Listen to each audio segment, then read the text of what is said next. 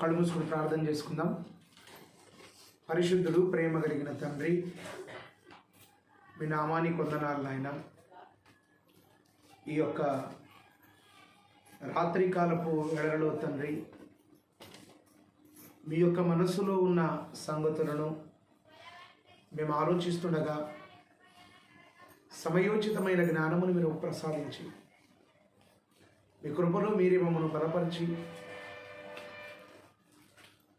మీ పనిలో వాడుకుంటారని క్రీస్తు వారి ఉన్నతమైన నామములో ప్రార్థించి అడిగి వేడుకొనుచున్నాము తండ్రి. చేరికుడి వచ్చిన అందరికీ క్రీస్తు వారి శ్రేష్టమైన నామమున వందనాలు తెలియజేస్తున్నాను. ప్రభునందు ప్రియులారా, మరి ఈ యొక్క దినములో మనం పరిశుద్ధ గ్రంథములో నుండి ఒక చక్కటి విషయాన్ని గురించి మనం ఆలోచన చేద్దాం. మనిషి ఆధారపడవలసింది ఎవరి మీద లేదా ఎవరిపై? మనిషి ఆధారపడవలసింది ఎవరిపై లేదా ఎవరి మీద? ప్రభునందు ప్రియులారా, ఈ యొక్క సందర్భంలో మనం ఆలోచన చేస్తే ఒక కుటుంబ యజమానిపై ఆధారపడి ఉంటుంది లేక ఆధారపడుతుంది. అదేవిధంగా ఒక గ్రామం సర్పంచ్పై ఆధారపడి ఉంటుంది. అదేవిధంగా ఒక నియోజకవర్గం ఒక ఎమ్మెల్యేపై ఆధారపడి ఉంటుంది. ఒక రాష్ట్రం ముఖ్యమంత్రిపై ఆధారపడి ఉంటుంది. ఒక దేశం ప్రధానమంత్రిపై ఆధారపడి ఉంటుంది. మనం ఆలోచిస్తే పిల్లరా, మనిషి అన్నది తన బ్రతుకులో, తన జీవితములో ఆధారపడుతున్నాడు. లేదా భార్య భర్తపై ఆధారపడుతుంది, పిల్లలు తల్లిదండ్రులపై ఆధారపడతారు. ఏమిటి, మనిషి భూమి మీద ఎన్నిటిపైనో ఆధారపడి బ్రతుకుతున్నాడు. ఆధారపడి బ్రతుకుతున్న బ్రతుకే మానవ బ్రతుకు. ఇన్నిటిపైన ఆధారపడిన మనిషి, ఇన్నిటిపైన ఆధారపడి బ్రతుకును కొనసాగిస్తున్న మానవుడు దేవుడిపైన ఆధారపడుతున్నాడా? దేవుడిపైన ఆధారం కలిగి జీవిస్తున్నాడా? దేవుడిపైన ఆధారపడుతున్నాడా అని మనం ఆలోచిస్తే పిల్లరా, మనిషి బ్రతుకులో దేవుడిపైన 5% అయితే లోకం పైన 95% ఆధారపడతాడు. దేనిపైనండి? దేవుడిపైన ఆధారం తక్కువ, లోకం పైన ఆధారం ఎక్కువ. ఎందుకు ఎక్కువ? లోకంపై ఎందుకు ఎక్కువ ఆధారపడుతున్నాడు? లోకంపై ఎందుకు ఎక్కువగా ఆధారపడుతున్నాడంటే, ఇతడికి దేవుడిపైన ఆధారపడాలన్న నమ్మకం ఇతడికి లేదు. దేవుడిపై ఆధారపడి బ్రతకాలి, ఆధారపడి జీవించాలన్న ఆలోచన లేదు. ఆధారపడి జీవించాలన్న ఆలోచన లేదు కాబట్టి వేటిపైన ఆధారపడి బ్రతుకుతాడు, వేటిపైన ఆధారం కలిగి జీవిస్తాడు. అయితే పిల్లరా, ఒక మనిషి దేనిపైన ఆధారపడి బ్రతికి, దేనిపైన ఆధారపడి తన జీవితాన్ని కొనసాగించాలో ఒకే ఒక గ్రంథం చెప్పగలరు, అది బైబిల్. ఈ బైబిల్ గ్రంథాన్ని మనం చూస్తే పిల్లరా, మనిషి ఎవరిపైన ఆధారపడి బ్రతకాలో గ్రంథం చెప్పింది. మనం ఒకసారి ఆ గ్రంథాన్ని పరిశీలన చేద్దాం. కీర్తనల గ్రంథము 3వ కీర్తన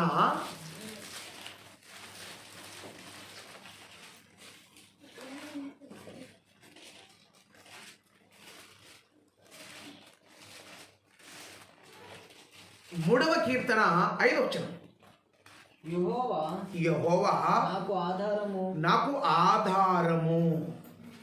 భక్తుడు ఏమంటున్నాడండి? ఈ 3వ కీర్తనలు రాసిన వారెవరు? దావీదు గారు. దావీదు గారు కీర్తనలు రాస్తాను అంటున్నాడు, దేవా యెహోవా నాకు ఆధారం, దేవుడే నాకు ఆధారం. దేవుడే నాకు ఆధారం. ఎవరో తెలుసా? నేను ఎవరిపైన ఆధారపడతానో తెలుసా? ప్రజలందరూ, నా దేశములో ఉన్న ప్రజలందరూ నాపైన ఆధారపడతారు. నా ప్రజలందరూ నాపైన ఆధారపడితే నేను మరొకరిపైన ఆధారపడతా. ఎవరిపైన? నాకు ఆధారం యెహోవా. దేవుడిపైన ఆధారపడి బ్రతికాడు. దేవుడిపైన ఆధారపడి బ్రతికినటువంటి దావీదు గారి జీవితాన్ని, దావీదు గారి పరిపాలనను మనం ఒకసారి చూస్తే పిల్లరా, ఆయన పరిపాలన అమోఘం, అద్భుతం. కారణం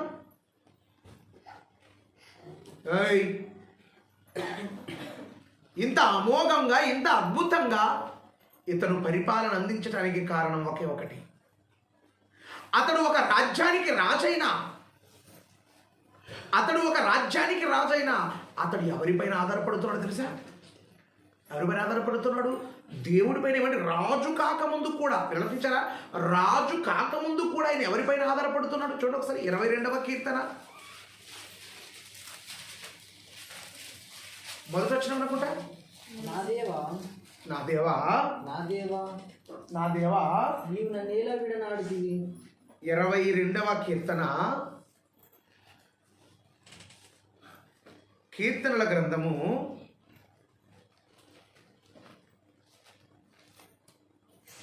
23వ కీర్తన, క్షమించండి, 23వ కీర్తన మొదటి వచనం. యెహోవా నా కాపరి, నాకు లేమి కలుగదు అన్నాడు. దేవుడు నా కాపరి. ఎవరు కాపరిట? అంటే దావీదు గారి జీవితాన్ని మనం ఒకసారి పరిశీలన చేస్తే పిల్లరా, అతనేమి గొర్రెలకు కాపరి. ఎవరు? దావీదు గారి గొర్రెలు దావీదు పైన ఆధారపడాలి. దావీదు గొర్రెలు ఎప్పుడైనా కూడా ఎవరిపైన ఆధారపడతాయి? కాపరిపైనే కదా. కాపరిపైన ఆధారపడి జీవించేవే గొర్రెలు. ఈ గొర్రెలకు దావీదు గారు కాపరైతే, దావీదు గారు ఏమంటున్నారు? యెహోవా నాకు కాపరి, నాకు లేమి రాదు, నాకు లేమి కలగదు, లేమి కలగనివ్వడు, లేమి రానివ్వడు. ఎందుకంటే నా గొర్రెలకు నేను ఎప్పటికీ లేమి రానివ్వను. గొర్రెల కాపరినైన నేను నా గొర్రెలకు లేమి రానివ్వనప్పుడు దేవుడు కూడా నా కాపరి. దేవుడు నాకు ఆధారం. దేవుడిపైన ఆధారపడినటువంటి, దేవుడిపైన దావీదు గారు ఎప్పటి నుంచి ఆధారపడ్డారని మనం ఆలోచిస్తే పిల్లరా, రాజు కాకముందు దేవుడిపైన ఆధారం, రాజు అయిన తరువాత కూడా దేవుడిపైనే ఆధారం. దేవుడిపైన ఆధారం, దేవుడిపైనే ఆధారపడి బ్రతుకుచున్నాడండి. మానవ జీవితం ఎలా ఉండాలి తెలుసా? మానవ బ్రతుకు ఎలా ఉండాలంటే దేవుని మీద ఆధారపడి బ్రతకాలి. దేవుడి మీద ఆధారపడి బ్రతికితేనే ఆ బ్రతుకు అమోఘం, అద్భుతం. దేవుడిపైన ఆధారపడి, ఆలోచించరా, దేవుడిపైన ఆధారపడినంత పడి మరలా మనం ఏదైనా ఎక్స్ట్రా మనం చేసామనుకో, ఎక్కువ మనం చేసామనుకో, దేవుడు ఏం చేస్తాడు? చూడండి, దేవుడు ఏం చేస్తాడు మనం ఒకసారి చూడండి. దినవృత్తాంతముల మొదటి గ్రంథము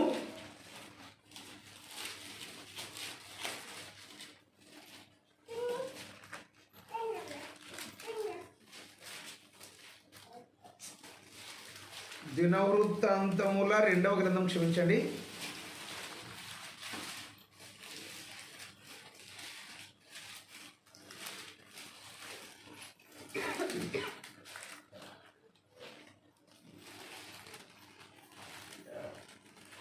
2వ గ్రంథము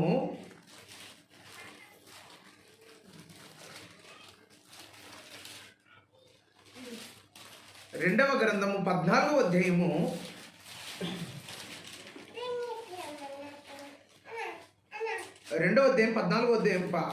7వ వచనం. అతడు యూదా వారికి ఇలాగ ప్రకటన చేసి అతడు యూదా వారికి ఇలాగ ప్రకటన చేసెను, మన దేవుడైన యెహోవాను మనం ఆశ్రయించితిమి, ఆశ్రయించినందున ఆయన మన చుట్టూ నెమ్మది కలుగజేసి ఉన్నాడు. ఎవరండి తను? ఏ రాజు? ఆసా. ఇక్కడ మనం ఆలోచిస్తే అబియా గారి కుమారుడే ఈ ఆసా. ఈ ఆసా గారు ఏం చేశారట? మొట్టమొదటిసారిగా యూదులకు రాజయ్యాడు. యూదులకు రాజైన తర్వాత ఇతను చేసిన పని ఏంటో తెలుసా? ఇతను ఏం పని చేశాడు అని మనం ఆలోచిస్తే ప్రియులారా 2-3 వచనాలు చూద్దాం. ఆసా తన దేవుడైన యెహోవా దృష్టికి అనుకూలముగాను యథార్థముగాను నడిచిన వాడై అన్యదేవతల బలపీఠములను పడగొట్టి ఉన్నత స్థలములను పాడు చేసి ప్రతిమలను పగలగొట్టి దేవతా స్తంభములను కొట్టివేయించి పితరుల దేవుడైన యెహోవాను ఆశ్రయించుటకును ధర్మశాస్త్రమును బట్టియో విధిని బట్టియో క్రియలు జరిగించుటకును యూదా వారికి ఆజ్ఞాపించును. యూదులకు ఒక రాజు, ఇతని పేరే ఆసా. ఈ ఆసారాజు ఏం చేశారంటే దేవుడి పైన ఆధారపడ్డాడు. ఎవరిపైన ఆధారపడ్డాడండి? దేవుడిని ఆధారం చేసుకున్నాడు, దేవుడిని ఆశ్రయించాడు. దేవుడిని ఆధారం చేసుకుని ఆశ్రయించాడు. ఆశ్రయించి ఏం చేశాడు తెలుసా? మొట్టమొదటిసారిగా ఇశ్రాయేలు ప్రజలు దేవుని మందిరములో దేవునిని పూజించక, దేవునిని ఆరాధించక వాళ్ళు ప్రతిమలు దేవతా స్తంభములు పెట్టుకున్నప్పుడు వాటిని ఏం చేశాడు? ఆసగారు ఏం చేశారు? మొట్టమొదటిసారిగా వాటిని పగలగొట్టేశాడు. వాటిని తీయించేసిన ఆ స్థలంలో నుండి తీయించేసి దేవుని ధర్మశాస్త్ర ప్రకారంగా నడవాలని ప్రజలకు పిలుపునిచ్చాడు. అతడు పరిపాలన కాలమంతా మనం చూస్తే ప్రియులారా 7వ వచనం మనం ఇంతకుముందు చదివాము. అతడు యూదా వారికి ఇలాగ ప్రకటన చేశాను, దేవుడైన యెహోవాను మనము ఆశ్రయించినందున ఆయన మన చుట్టూ నెమ్మది కలుగజేసెను. నెమ్మది మాత్రమే కాకుండా అండి, ఎంత చక్కగా సుభిక్షంగా వాళ్ళు ఉన్నారో చెప్తున్నాడు. 8వ వచనంలో చెప్తున్నాడు, ఆ కాలమున డాళ్లనైనను ఈటెలను పట్టుకొను 3 లక్షల మంది యూదావారు కేడెములు ధరించి విల్లు వేయు 2 లక్షల మంది 2,80,000 మంది బెన్యామీను కూడిన సైన్యము ఆసాకుండెను. వీరందరూ పరాక్రమశాలులైన ప్రయోజనం ఏముందండి? యుద్ధాలే లేవు అప్పుడు. లేవు. ఇతడు దేవుని ఎంతకాలమైతే దేవుని ఆశ్రయించాడో, దేవుని ఆశ్రయించి పరిపాలన కొనసాగించాడు, దేవుడిపైన ఆధారపడి పరిపాలన కొనసాగించాడు. దేవుడిపైన ఆధారపడి పరిపాలన కొనసాగించినటువంటి ఇతడు చాలా చక్కగా సుభిక్షంగా ఉన్నారు పిల్లలు. ఇక్కడ మనం ఆలోచిస్తే దేవునిని ఆశ్రయిస్తే మనిషి బ్రతుకు ఎలా ఉంటుందంటే ప్రియులారా, మనిషికి లేదా రాజుకు, రాజ్యానికి చాలా నెమ్మది. నెమ్మది. ఏదైనా కుటుంబాన్ని మనం ఆలోచించండి. కుటుంబం కూడానండి దేవుడి పైన ఆధారపడే కుటుంబం. ఏ కుటుంబం అండి? దేవుడి పైన ఏ కుటుంబం అయితే ఆధారపడి బ్రతుకుతుందో, ఈ ఆధారపడి బ్రతికే కుటుంబం ఎలా ఉంటుంది? మీరు చూడండి ఒకసారి. ఎలా ఉంటుందంటే చక్కగా, ఎలాగండి? చక్కగా, సుభిక్షంగా, సంతోషంగా ఉంటుంది. ఇక్కడ మనం ఆలోచిస్తే ప్రియులారా,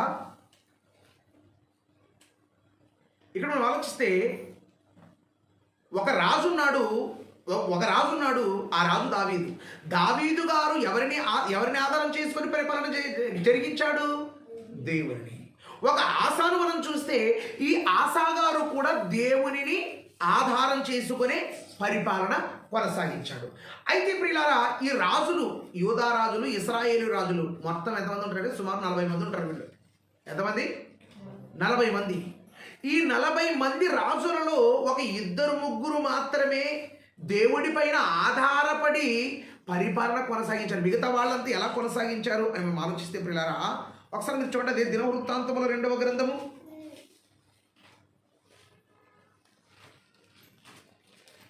దినవృత్తాంతముల 2వ గ్రంథము 33వ అధ్యాయము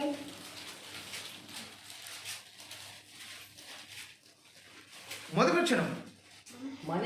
మనష్షే ఏలనారంభించినప్పుడు 12 వాడై యెరూషలేములో 55 సంవత్సరములు ఏలెను. ఇతడు ఇశ్రాయేలీయుల ఎదుట నుండి యెహోవా వెళ్ళగొట్టిన అన్యజనులు చేసిన ఏయ క్రియలను ఏం చేశాడు ఇతను?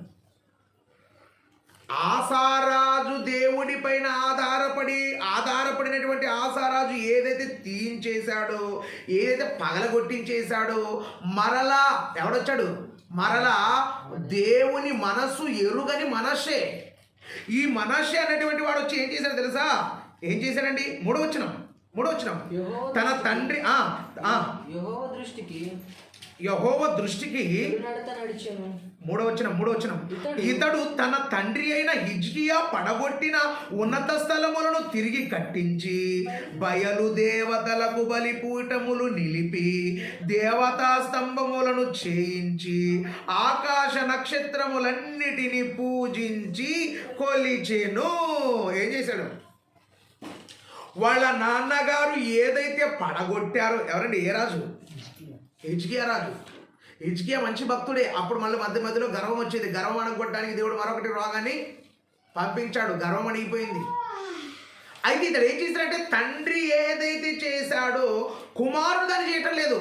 తండ్రి చేసిన దానిని కుమారుడు పక్కన పెట్టి వేరొకటి చేస్తున్నాడు. పడగొట్టిన దాన్ని కడుతున్నాడు. ఆకాశ నక్షత్రాలకు నమస్కారం చేయిస్తున్నాడు. నక్షత్రాలను పూజిస్తున్నాడు. కారణం పిల్లరా, మనస్సే రాజు ఏం చేశాడు తెలుసా? చూడండి 5వ వచనం. మరియు యెహోవా మందిరపు 2 ఆవరణములలో అతడు ఆకాశ నక్షత్రముల సమూహమునకు బలిపీఠము కట్టెను. ఏం చేశాడండి? ఏం చేశాడు? ఆకాశ నక్షత్రములకు బలిపీఠము కట్టెను. బెన్ హిన్నోము లోయయందు అతడు తన కుమారులను అగ్నిగుండము దాటించి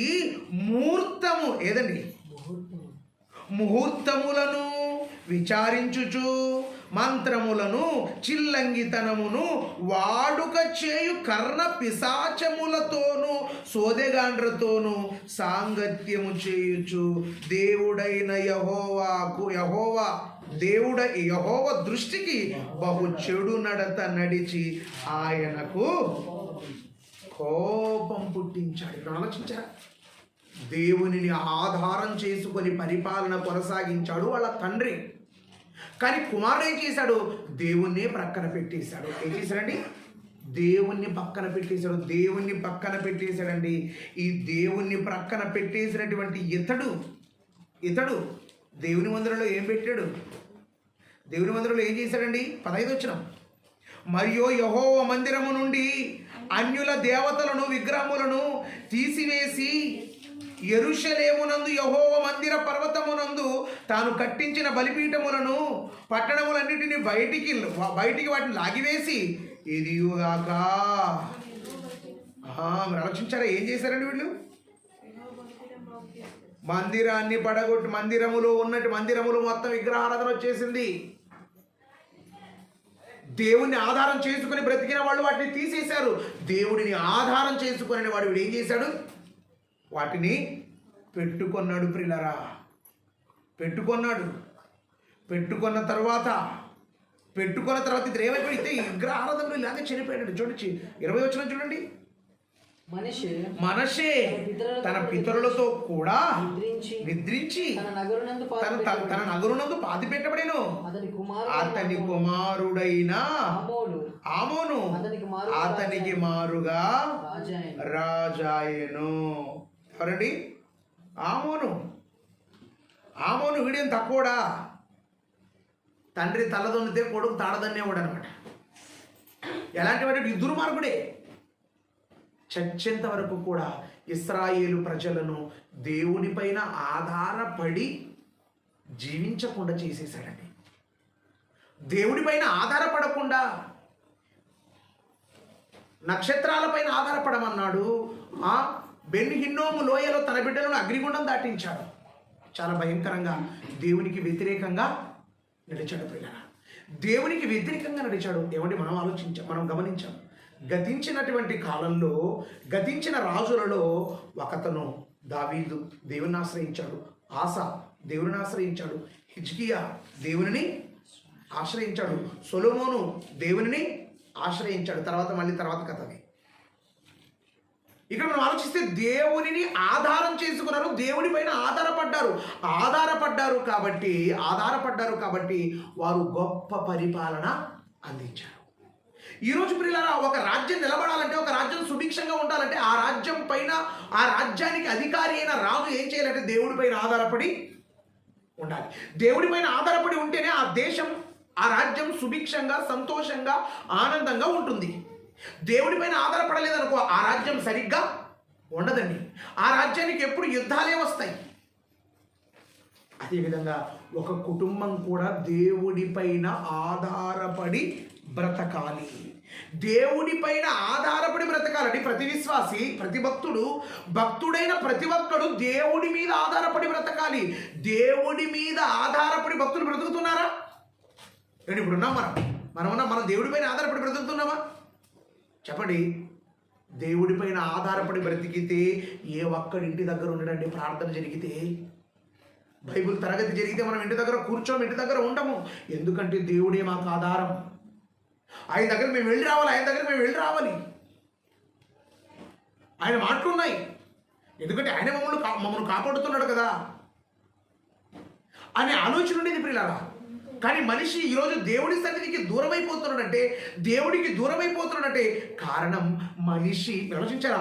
మనిషి దేవుడి పైన ఆధారపడటం మానేశాడు. దేవుడి పైన ఆధారపడటం మానేసి దేనిపైన ఆధారపడ్డాడు? సామెతల గ్రంథము 3వ అధ్యాయం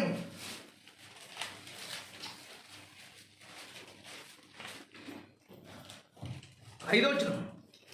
నీ స్వబుద్ధిని ఆధారం చేసుకొనక. దేనిపైన ఆధారపడ్డాడు ఇతడు? స్వబుద్ధి. దేవుడి పైన ఆధారపడవలసిన భక్తుడు ఎవరిపైన ఆధారపడుతున్నాడు? బుద్ధి. ఏది నీ బుద్ధి, నీ స్వబుద్ధి, నీ సొంత బుద్ధి పైన ఆధారపడి నీ జీవనాన్ని, నీ బ్రతుకును నువ్వు కొనసాగిస్తున్నావు. దేనిపైన ఆధారపడి? నీ సొంత బుద్ధి, నీ సొంత ఆలోచన, నీ సొంత నిర్ణయం. మనసు అంటది ఈరోజు మంచి సీరియల్ ఉంది వద్దులే అని ఏం చెప్తుంది? మనసు చెప్తుంది. నువ్వేం చేస్తావు? వద్దులే, పోతే పోన్లే. ఈరోజు కూడా పొలానికి వెళ్ళి వచ్చాను కదా, కాళ్ళు చాలా భయంకరంగా ఏమి నొప్పుండు? ఓకే, భయంకరంగా నొప్పుండవు కదా, సరే పడుకుందాం. ఏదండి? స్వబుద్ధి. ప్రార్థన చేసుకుందాంలే, చేసుకుందాంలే, ఇంకా చేసుకుందాంలే, తర్వాత. స్వబుద్ధి. వాక్యం చదువుదాం అనుకుంటే ఏది బుద్ధి? ఏది? ఈరోజు బైబిల్ చదివేవా అంటే చదువులేదు. ఎందుకు? No interest. బైబిల్ చదవాలని బుద్ధి పుట్టలేదు కాబట్టి నేను ఇంతకీ నీకు బైబిల్ చదవాలని బుద్ధి పుట్టకపోవడానికి కారణం ఏంటి? నీ స్వబుద్ధి. ఏ బుద్ధి? నీ స్వబుద్ధి దానికి కారణం. దేవుడి దగ్గరకు రాలేవంటే, నువ్వు రాలేకపోయావంటే ఏంటి? దేవుడి దగ్గర రావాలని నాకు బుద్ధి పుట్టలేదు కాబట్టి నేను రాలేదు. కారణం నీ స్వబుద్ధి. ఈరోజు మనం ఆలోచిస్తే పిల్లలు, ఒక మనిషి దేవుడికి దూరం అవుతున్నాడంటే, ఒక మనిషి దేవుని వాక్యానికి దూరం అవుతున్నాడంటే, ఒక మనిషి దేవుని సన్నిధికి దూరం అవుతున్నాడంటే, ఒక మనిషి దేవుడి పనికి దూరం అవుతున్నాడంటే కారణం స్వబుద్ధి. అందుకన్నాడు, నాయన నువ్వు నీ స్వబుద్ధిని ఆధారం కాకూడదు. నీ స్వబుద్ధిని, నీ సొంత బుద్ధిని, నీ సొంత జ్ఞానాన్ని, నీ సొంత తెలివిని, నీ సొంత వివేచనను నువ్వు వినియోగించొద్దు. నువ్వు ఆధారం చేసుకోవద్దు. నువ్వు దానిపైన ఆధారపడద్దు. ఏమండి, ఒకడు సొంత బుద్ధి పైన ఆధారపడేవాడు, ఒకడు సొంత బుద్ధి పైన ఆధారపడేవారు కొంతమంది అయితే, ఇంకొంతమంది దేనిపైన ఆధారపడతారు తెలుసా? ఇంకొంతమంది దేనిపైన ఆధారపడతారు చూడండి ఒకసారి. యెషయా గ్రంథము 30వ అధ్యాయము,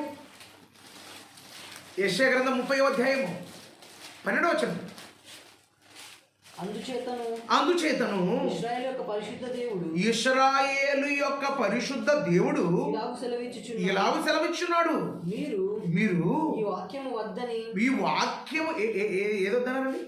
దేవుని మాట వద్దని. దేవుని మాట వింటే, దేవుని మాట వస్తే, దేవుని మాట ఉంటే దేవుని పైన ఆధారపడాలి. దేవుని మాట వద్దంటే నేను ఎవరిపైన ఆధారపడి, ఈ వాక్యము వద్దని త్రోసివేసి బలత్కారమును కృత్రిమం అంటే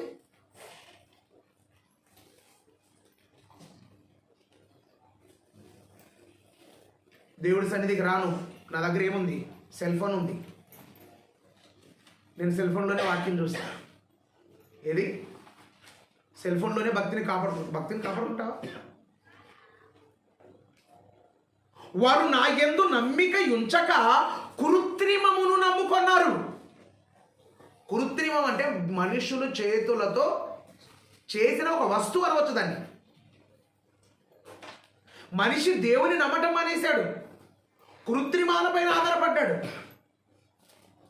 ప్రయాణమై వెళ్ళిపోతున్నావు, ప్రార్థన చేసుకొని వెళ్ళిపోన్నావు అనుకో, అమ్మా బండి ఎవరిది?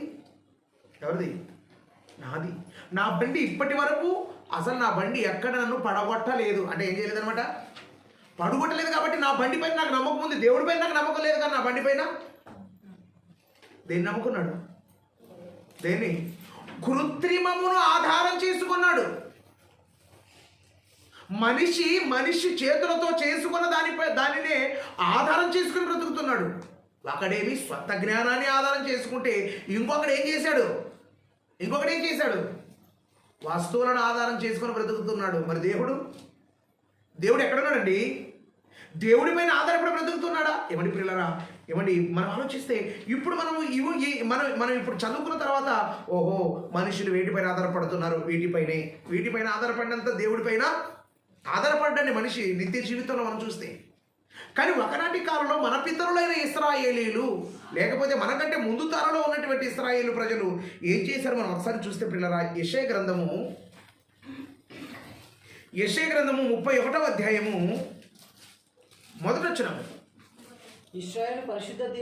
ఇశ్రాయేలీయులు పరిశుద్ధ దేవుని లక్ష్యపెట్టకయో యెహోవా యొద్ద విచారింపకయో సహాయము నిమిత్తము ఐగుప్తునకు వెళ్ళుచు. ఏం చేసుకున్నారట? గుర్రాలు, గుర్రపు రౌతులు ఆధారం చేసుకున్నారు. ఎవరు? ఇశ్రాయేలు ప్రజలు. ఏ బానిసత్వం నుండి అయితే విడిపింపబడ్డారో ఆ బానిసత్వం వైపు తిరిగి చూడకూడదు కదా అన్న ఆలోచన లేదు దరిద్రులకి. ఏమైపోయారు వీళ్ళు? మరలా ఐగుప్తు యొక్క గుర్రాలపైన ఆధారపడ్డారు, దేవుడి పైన ఆధారపడలేదు. దేవుడిని అడగలేదు, దేవా పలానా చోటికి వెళుతున్నాము తండ్రి, మేము ఎలా ఉండాలి అని ఆధారపడటం లేదు. దేవుడిని అడగటం లేదు, దేవుడి పైన ఆధారపడటం లేదు.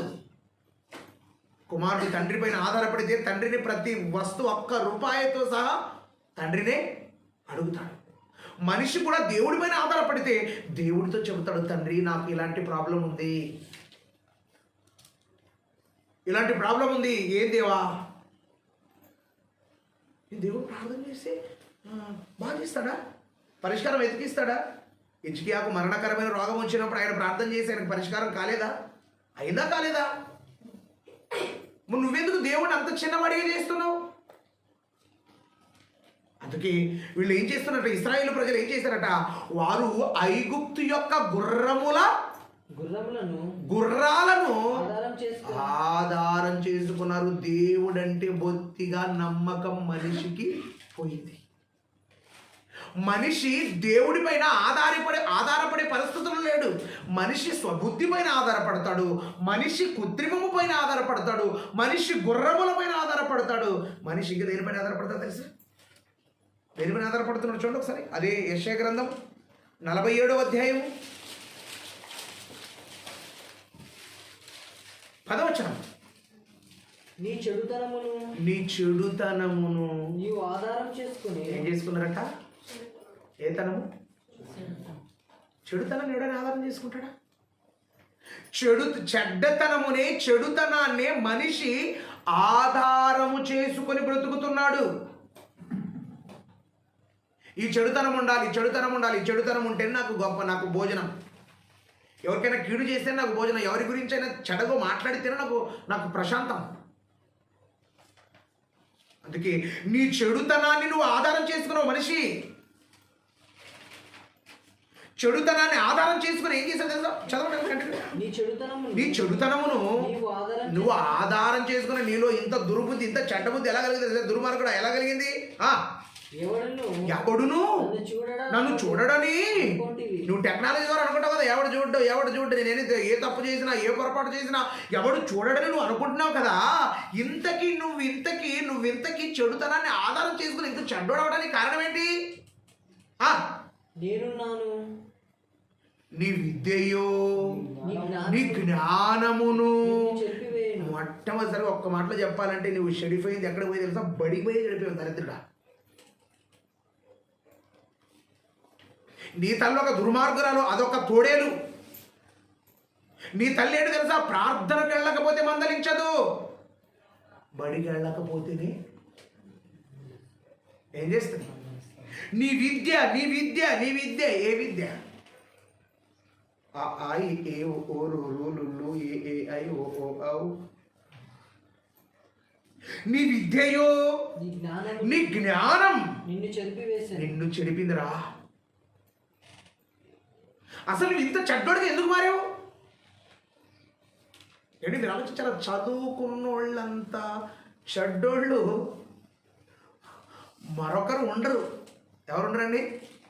మరొకరు. దారిలో వెళుతున్న అమ్మాయి ముఖం పైన వ్యాసులు దాడి చేసేది ఎవరు? పొలానికి వెళ్ళేవాళ్ళ? బేల్దర్ పని చేసేవాళ్ళ? సెంట్రిక్ పని చేసేవాళ్ళ?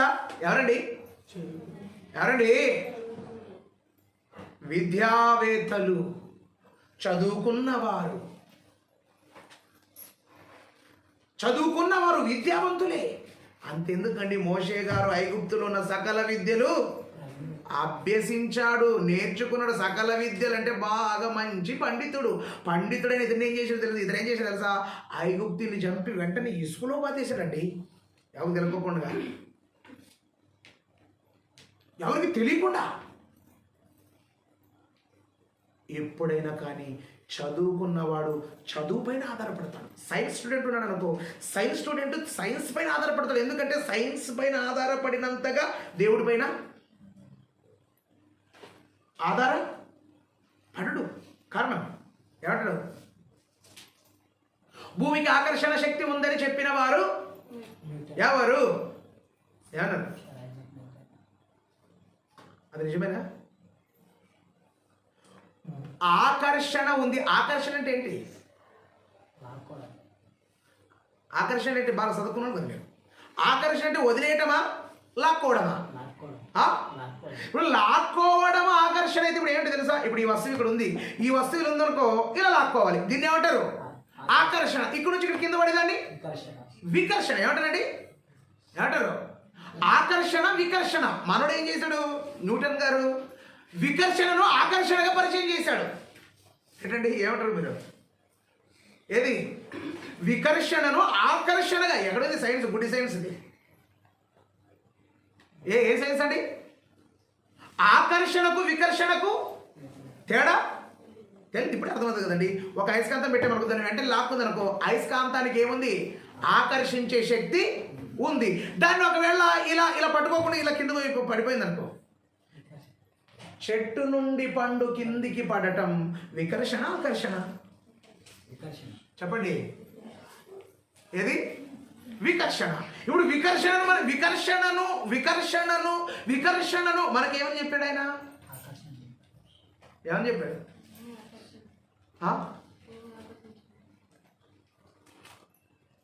ఇది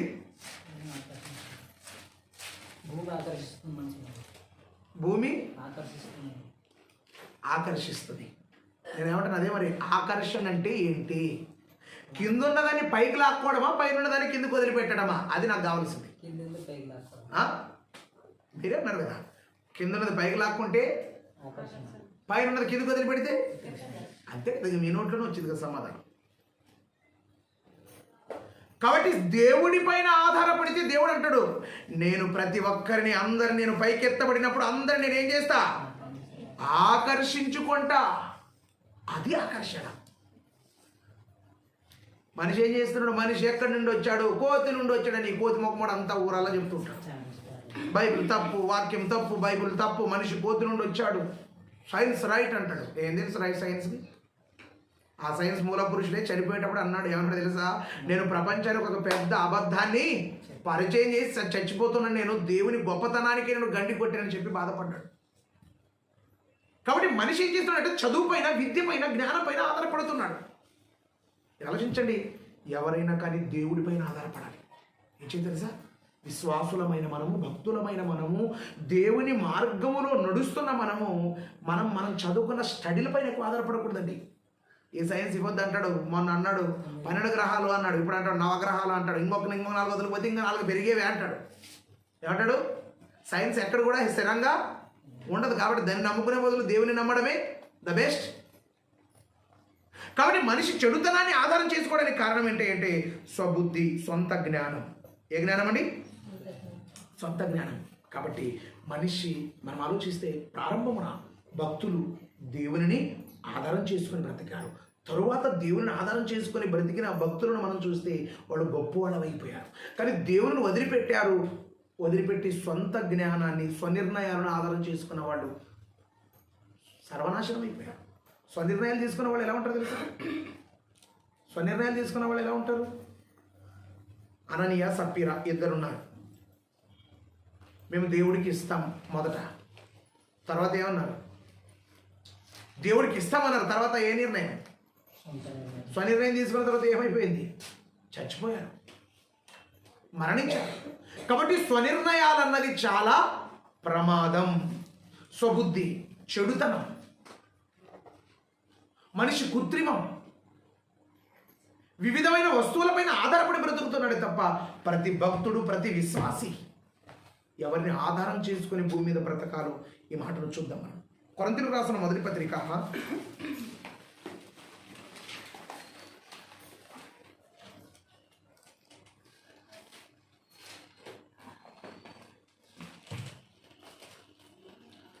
2వ అధ్యాయం 4వ వచనం.